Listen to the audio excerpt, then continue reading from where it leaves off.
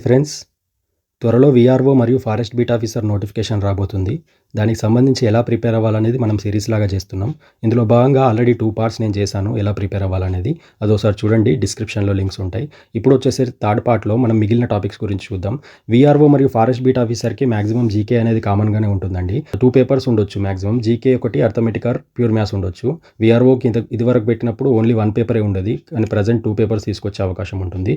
So జీకేలో మనం ఎలా చదవాలనేది ఇప్పుడు డిస్కస్ చేస్తున్నాం. అర్థమెటిక్ ప్యూర్ మ్యాథ్స్ గురించి చాలామంది అడుగుతున్నారండి. కాకపోతే వీఆర్ఓ గురించి పూర్తి క్లారిటీ వచ్చిన తర్వాత, అంటే నోటిఫికేషన్ ఎప్పుడు వస్తుంది, అలాగే ఎన్ని పేపర్స్ ఉంటాయి, సిలబస్ ఏముంటుంది అనేది పూర్తి క్లారిటీ వచ్చిన తర్వాత నేను వీఆర్ఓ మరియు ఫారెస్ట్ బీట్ ఆఫీసర్కి ఉపయోగపడే విధంగా అర్థమెటిక్ ఉన్న ప్యూర్ మ్యాథ్స్ ఉన్న ఒక సిరీస్ లాగా పూర్తిగా మ్యాథ్స్ చేద్దాం అనుకుంటున్నాను. దానికి ఇలా ఎక్స్ప్లెయిన్ చేస్తే కదండి, డిజిటల్ ఆఫ్ స్టేషన్లో ఉండడం వల్ల నాకు కుదరట్లేదు. సో ప్లీజ్ సబ్స్క్రైబ్ చేసుకోండి. నేను బయట ఉన్నా కూడా మీకోసం వీడియోస్ అందిస్తున్నాను. సో నాకు కాస్త ఎంకరేజ్గా ఉంటుంది. ప్లీజ్ లైక్ చేయండి వీడియో. ఒక్క నిమిషం మీరు పాజ్ చేసుకొని సబ్స్క్రైబ్ బటన్ క్లిక్ చేయండి. సో మనం టాపిక్లోకి వెళ్ళిపోదాం. ఇందులో భాగంగా మనం ఇప్పటివరకే జనరల్ నాలెడ్జ్లో first current affairs, general science, geography, Indian constitution ఎలా చదవాలనేది మనం ఆల్రెడీ చెప్పేసుకున్నాం. ఇప్పుడు వచ్చేసరికి మోడర్న్ ఇండియన్ హిస్టరీ, మిగిలిన టాపిక్స్ అన్నీ చెప్పుకుందామండి ఈ వీడియోలో. ఇంకొక టాపిక్ గురించి, ఫర్ ఎగ్జాంపుల్ జనరల్ సైన్స్ ఉంటే దీనికో 30 minutes, అలాగే జాగ్రఫీ అండ్ ఎకానమీ తెలంగాణ ఉంటే దీనికో 30 minutes, ఇలా వీడియోస్ చేద్దాం అనుకుంటున్నాను. ఫర్దర్గా మార్నింగ్ సెక్షన్లో వచ్చేసి ఫస్ట్ నుంచి మార్నింగ్ సెక్షన్లో వచ్చేసి జనరల్ నాలెడ్జ్ అండ్ ఆఫ్టర్నూన్ సెక్షన్లో వచ్చేసరికి ప్యూర్ మ్యాథ్స్ చేద్దాం అనుకుంటున్నాను January 1st నుంచి. సో మీకు అలా పూర్తిగా కావాలనుకుంటే మీరు జీకే అని చెప్పి కామెంట్ బాక్స్లో కామెంట్ చేయండి. దాని ద్వారా నేను చెప్పగలుగుతాను. సో 30 minutes ప్రతిరోజు తీసుకుందాం అనుకుంటున్నాను. సో ప్లీజ్ కామెంట్ చేయండి మీకు అవసరం అనుకుంటే, జీకే అని చెప్పి కామెంట్ చేయండి. నెక్స్ట్ వచ్చేసరికి మోడర్న్ ఇండియన్ హిస్టరీ ఎలా చదవాలి, అలాగే హిస్టరీ ఆఫ్ తెలంగాణ ఎలా చదవాలి, తెలంగాణ మూమెంట్ ఎలా చదవాలి, అండ్ సొసైటీ కల్చర్ ఎలా చదవాలి తెలంగాణది, and policies of Telangana states, ethics ఎలా చూసుకోవాలనేది నేను ఈ వీడియోలో చెప్తాను. సో ఫస్ట్ వచ్చేసరికి ఓన్లీ మోడర్న్ ఇండియన్ హిస్టరీ అడిగాడండి. మనకు ఆధునిక భారతదేశ చరిత్రలో ఓన్లీ మోడర్న్ ఇండియన్ హిస్టరీయే చదువుకుంటే సరిపోతుంది. ఇందులో భాగంగా ఫస్ట్ మీరు చూసుకోవాల్సిందంటే ఇండియన్ నేషనల్ మూమెంట్ చూసుకోండి. దీంట్లోంచి మినిమంగా 10 marks వరకు రావచ్చు, వీఆర్ఓకైనా ఫారెస్ట్ బీట్ ఆఫీసర్ అయినా. దీంట్లో ఇండియన్ నేషనల్ మూమెంట్ ఫస్ట్ చూసుకోండి, అంటే గాంధీ యుగం నుంచి స్వతంత్రోద్యమం, ఈ రెండు ఫస్ట్ చూసుకోండి. దీంట్లో ఎలాంటి క్వశ్చన్స్ రావచ్చు అని అంటే, ఫర్ ఎగ్జాంపుల్ గాంధీ సత్యాగ్రహాలని అసెండింగ్ ఆర్డర్లో పెట్టండి. అంటే రౌలట్ సత్యాగ్రహం, కేడా, చంపారన్ ఇలాంటివి ఉంటాయి కదా. దీంట్లో లైన్లో ఏ సంవత్సరం తర్వాత దేని తర్వాత ఏది జరిగింది అనేది లైన్గా పెట్టండి అని అడగవచ్చు. లేదనంటే నాయకులు జతపరచండి అని అడగవచ్చు. బుక్స్ అండ్ ఆర్థర్స్ అడగవచ్చు. అతివాదులు మితవాదుల మీద కూడా క్వశ్చన్స్ రావచ్చు. సో మ్యాక్సిమం ఇలానే ఉంటుందండి. జతపరచుము లేదా స్టేట్మెంట్ బేస్డ్ క్వశ్చన్స్, అలాగే క్రోనాలజీ క్వశ్చన్స్, ఈ క్వశ్చన్స్ మాత్రమే ఈ మధ్య ఎగ్జామ్స్లో వస్తున్నాయి. మీరు Group 2 పేపర్ కూడా ఒకసారి చూడండి, దాంట్లో మ్యాక్సిమం ఇలాంటి క్వశ్చన్సే ఉంటాయి. నెక్స్ట్ వచ్చేసరికి యూరోపియన్స్ గురించి చూసుకోవాలండి. యూరోపియన్స్లో ఆంధ్ర ప్రాంతానికి యూరోపియన్స్ వచ్చిన దాంట్లో క్రోనాలజీలో పెట్టండి అని అడగచ్చు. అంటే ఇంగ్లీష్ వారు, డచ్, ఫ్రెంచ్, పోర్చుగీస్ ఇట్లా లైన్గా ఆర్డర్లో పెట్టండి. ఎవరి తర్వాత ఎవరు వచ్చారని ఆర్డర్లో పెట్టండి. ఇలాంటి క్వశ్చన్స్ రావచ్చు. నెక్స్ట్ వచ్చేసరికి పౌర ఉద్యమాలు. దీంట్లో వచ్చేసి గిరిజన తెగలు ఏ ప్రాంతాలు ఉన్నాయి, సంతాల్ తెగలు ఎక్కడ, బీహార్లో ఉన్నాయి, కోండ్, ఒరిస్సా ఇట్లా. లేదంటే విప్లవాలు కూడా అడగచ్చు. మోప్లా తిరుగుబాటు ఎక్కడ జరిగింది, కేరళలో. సామాజిక సంస్కరణ ఉద్యమాలు అనేది మోస్ట్ ఇంపార్టెంట్. దీంట్లో వివిధ సంస్థలు స్థాపకులు చూసుకోవాలి. అంటే ఆర్య సమాజ్ ఎవరు స్థాపించారు, ఆత్మీయ సభ, బ్రహ్మ సమాజ్, ఇండియన్ రిఫార్మ్స్ అసోసియేషన్ ఎవరు స్థాపించారు, ఎప్పుడు స్థాపించారు, దాని యొక్క ముఖ్య సందేశాలు ఏంటి అనేది చూసుకోవాలి సామాజిక సంస్కరణ ఉద్యమాల్లో. వీటితో పాటు గ్రంథాలు, రచయితలు, పత్రికలు, స్థాపకులు మరియు సంపాదకులు, ఇవి మోస్ట్ ఇంపార్టెంట్ అండి. అంటే జతపరచం లాగా అడగొచ్చు. మీరటుల్ అక్బర్ ఎవరు స్థాపించారు, ఇట్లా ఇక్కడ ఒకటి ఇచ్చేసి ఆయన పేరు ఎవరైతే గ్రంథ రచయితనో అది అడగొచ్చు. అలాంటి క్వశ్చన్ అనేది జతపరచంలో మ్యాక్సిమం గ్రంథాలు, రచయితలు, పత్రికలు, స్థాపకుల నుంచి క్వశ్చన్ వస్తుంది. గవర్నర్ జనరల్స్ అనేది కూడా ఇంపార్టెంట్ అండి. గవర్నర్ జనరల్స్లో సతీసహగమనం నిషేధ కాలంలో అయింది, ఎప్పుడు జరిగింది, ఇలాంటివి చూసుకుంటూ ఉండాలి. సో దీనికి అసెండింగ్ ఆర్డర్ లేదా డిసెండింగ్ ఆర్డర్ కూడా అడిగే ఛాన్స్ ఉంటుంది. ఇది వచ్చేసి ఆధునిక భారతదేశం అండి. ఓన్లీ మోడర్న్ ఇండియన్ హిస్టరీ చదువుకుంటేనే సరిపోతుంది. దీంట్లో ఫస్ట్గా మనం చూసుకోవాల్సింది ఇండియన్ నేషనల్ మూమెంట్, అంటే గాంధీ యుగం నుంచి అక్కడిది. తర్వాత వచ్చేసి యూరోపియన్స్. ఆ తర్వాత ఎక్కువగా మీరు ఇలాంటి తిరుగుబాట్లు లేదా పౌర ఉద్యమాలు, సామాజిక ఉద్యమాలు ఇలాంటివి మాత్రమే అడుగుతున్నారు. మీరు ప్రీవియస్ పేపర్స్ కూడా ఒకసారి చూడండి. నెక్స్ట్ వచ్చేసరికి తెలంగాణ చరిత్రలో మీరు ఎక్కువగా చూసుకోవాల్సింది మాత్రం నేను 4 టాపిక్స్ చెప్తానండి. అవి మాత్రమే చూసుకుంటే సరిపోతుంది. ఒకటి శాతవాహనులు, సెకండ్ వచ్చేసరికి కాకతీయులు, థర్డ్ వచ్చేసరికి కుతుబ్షాహీలు, ఫోర్త్ అసఫ్ జాహీ. వీటితో పాటు రైతాంగ సాయుధ పోరాటం ఒకటి చూసుకోవాలి. ఇది చూసుకుంటే సరిపోతుంది. ఈ 5 టాపిక్స్ అనేది మోస్ట్ ఇంపార్టెంట్. ఒకటి వచ్చేసి శాతవాహనులు, 2 వచ్చేసరికి కాకతీయులు, 3 కుతుబ్ షాహీలు, అసఫ్ జాహీలు, సాయుధ రైతాంగ పోరాటం, వీలైతే ఆపరేషన్ పోలో. ఈ 5-6 టాపిక్స్ చూసుకుంటే మీరు తెలంగాణ చరిత్ర అనేది కంప్లీట్గా చూసుకున్నట్టే. సో శాతవాహనులు ఎలా చదవాలంటే మీరు రాజులు, వాళ్ళ యుద్ధాలు ఇలాంటివి చూసుకోకండి. మ్యాక్సిమం శాతవాహనులో ఇప్పుడు అడిగేది సామాజిక, మత, ఆర్థిక పరిస్థితులు మాత్రమే అడుగుతున్నాడు. సో సామాజికంగా అంటే శాతవాహనుల కాలంలో సమాజం ఎలా ఉండదు. మీరు వీలైతే ఇంకో పని చేయొచ్చు. శాతవాహనులు కాకతీయులు ఒక దగ్గర చదువుకోవచ్చు. అలాగే కుతుబ్ షాహీలు, అసఫ్ జాహీలు ఒక దగ్గర చదువుకోవచ్చు.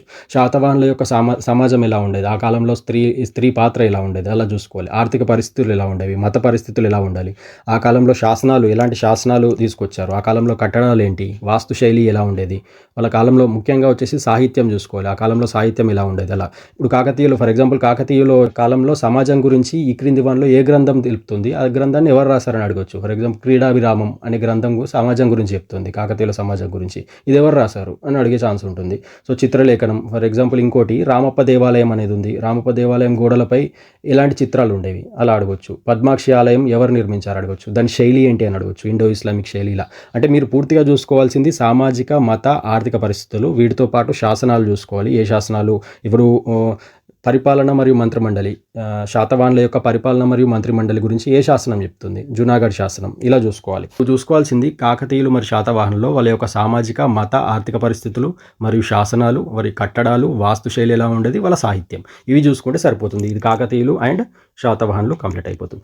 నెక్స్ట్ కుతుబ్ షాహీలు అండ్ అసఫ్ జాహీల్లో వారి యొక్క కట్టడాలు అనేది ఇంపార్టెంట్ అండి. కుతుబ్ షాహీలైనా అసఫ్ జాహీలైనా కట్టడాలు ఇంపార్టెంట్. వాళ్ళ నిర్మాణ శైలి ఎలా ఉండేది, దాంతోపాటు సమాజం అనేది ఇంపార్టెంట్. ఇప్పుడు కుతుబ్ షాహీలో ఇరానీ ఛాయ్ వచ్చింది కుతుబ్ షాహీల కాలం నుంచే.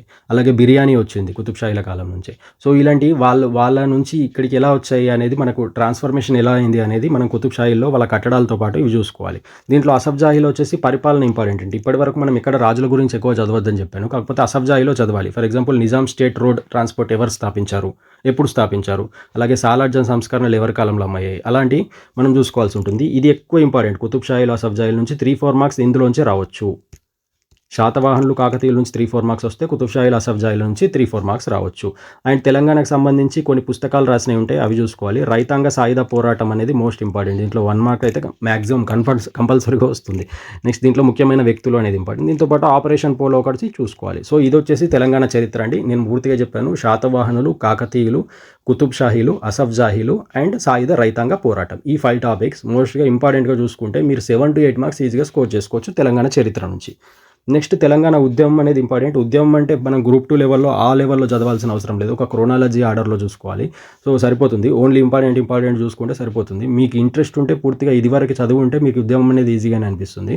సో దీంట్లో వచ్చేసి ఫస్ట్ మనం భారతదేశంలో హైదరాబాద్ రాష్ట్రం జాయిన్ అయినప్పటి నుంచి అంటే చేరినప్పటి నుంచి చూసుకోవాలి. అక్కడ నుంచి స్టార్ట్ చేస్తే 1952 గైర్ ముల్కీ మూవ్మెంట్ అండ్ 1953 వచ్చేసి ఎస్ఆర్సీ ఏర్పాటు, పెద్ద మనుషుల ఒప్పందంతో ఏపీలో మనం హైదరాబాద్ స్టేట్ ఎలా కలిసిపోయిందనేది చూసుకోవాలి. ఏపీలో కలిసిన తర్వాత మనకు ఉల్లంఘనలు ఎలా జరిగాయి అనేది చూసుకోవాలి. అంటే ఉల్లంఘనలు అంటే అన్యాయాలు ఎలా జరిగాయి, ఆంధ్రప్రదేశ్ గవర్నమెంట్ ఉన్నప్పుడు మనకు ఎలా అన్యాయం చేసింది అనేది చూసుకోవాలి. దీని సెకండ్ పార్ట్లో నిబంధనలు, కోర్టు కేసెస్ అనే టాపిక్ చూసుకోవాలి. దీంతో ముల్కీ నిబంధనలు అమలు అవుతాయి అని చెప్పి సుప్రీంకోర్టు ఎప్పుడైతే జడ్జిమెంట్ చెప్పిందో దాంతో జయాంధ్ర ఉద్యమం వచ్చేసింది. సో జయాంధ్ర ఉద్యమం గురించి ఒకసారి చూసుకోవాలి. జయాంధ్ర ఉద్యమం రావడంతో ఇందిరాగాంధీ 6 సూత్రాల పథకం అనేది తీసుకొచ్చింది. దాని ద్వారా మనకు తెలంగాణకి చాలా అన్యాయం జరిగింది.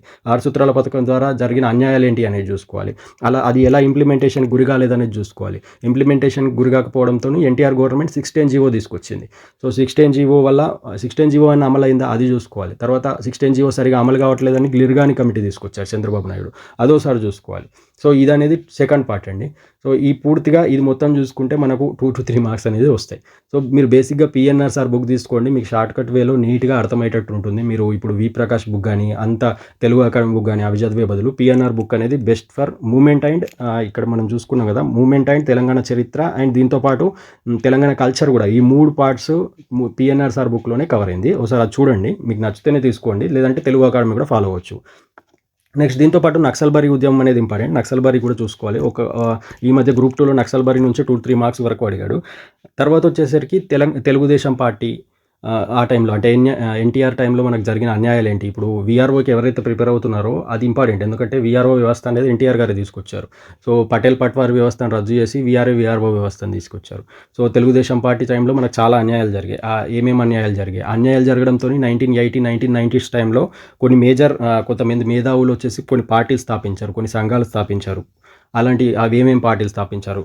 For example Telangana information trust గానీ, తెలంగాణ లిబరేషన్ స్టూడెంట్స్ ఆర్గనైజేషన్ గానీ, ఇలాంటి ఆర్గనైజేషన్స్ కొన్నొచ్చాయి. అవి సభలు గూడా ఏర్పడ్డాయి. భువనగిరి సభ, అలాగే సూర్యాపేట సభ, ఈ సభలు ఇంపార్టెంట్. ఆ తర్వాత వచ్చేసి 2001లో టీఆర్ఎస్ గవర్నమెంట్ ఫామ్ అయిన తర్వాత టీఆర్ఎస్ పార్టీ ఆవిర్భవించిన తర్వాత కేసీఆర్ ఆమరణ నిరాహార దీక్ష. అక్కడి నుంచి 2014లో మనకు తెలంగాణ వచ్చేంత వరకు పూర్తిగా ఇంపార్టెంట్ ఉంటుంది. ఇందులోంచి కూడా దీంట్లో కాంగ్రెస్ గవర్నమెంట్ పాత్ర అనేది కూడా ఇంపార్టెంట్. అంటే కాంగ్రెస్ రాకపోయి ఉంటే, అంటే కాంగ్రెస్ ఇవ్వకపోయి ఉంటే ఇప్పటికీ తెలంగాణ వచ్చేది కాదు.